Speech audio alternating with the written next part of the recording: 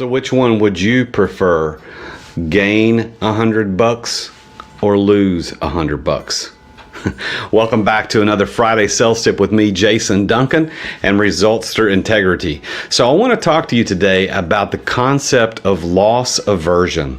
Loss aversion is a term that was first coined by Daniel Kahneman in 1979 to describe the psychological phenomenon that tells us that most people feel the pain of a loss more than they feel the pleasure of a gain. And of course, this refers to mostly in finances or in material goods. We're not necessarily talking about personal feelings of loved ones, etc. So what I want to do today is I want to talk to you as a professional salesperson and give you some insight on how this concept of loss aversion can work to your benefit if you are understanding how it works and how to appropriately and ethically use it as leverage in your sales process. Now remember, someone who gains $100 is going to be less satisfied with that windfall than the person who loses $100.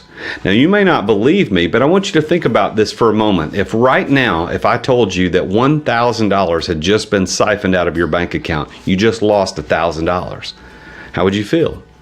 There would be panic, there would be anger, there would be frustration, and some people would be utterly devastated. Of course, that dollar amount depends on where you are financially. But if you found $1,000, you're certainly going to feel good about that. But in terms of how human beings respond to that loss versus that gain, we are told by psychologists that the loss hurts more than the gain feels good. Now, how does this play into our sales process?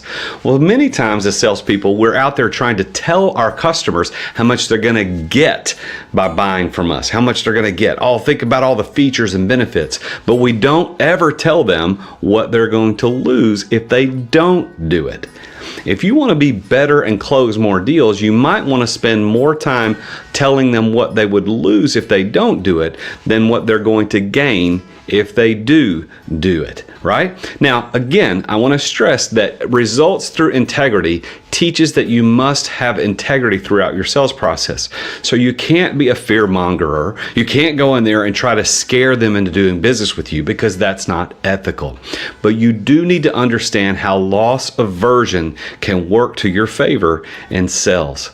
So thank you for following me, and if you want some help with your sales process and maybe how to work loss aversion into your process in an ethical way with integrity, please reach out to me through LinkedIn, and I'd be happy to schedule a time to talk to you for 15-20 minutes about how to work that in. And if you would like to pay for a one-on-one coaching session, we can arrange that.